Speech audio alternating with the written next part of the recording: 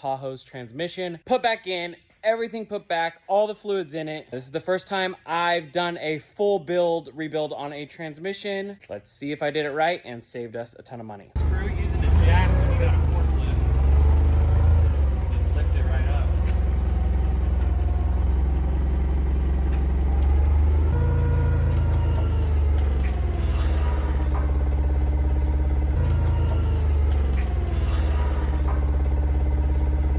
So our $15,000 car turned into a $17,000 car because our transmission went out and I had to rebuild it and get new pump and stuff. So now, let's see if I did it.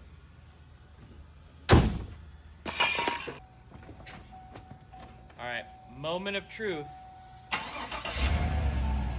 see if it drives. Oh, would you look at that? Oh, it's working. All right. Go take it on a test drive. I'll be back.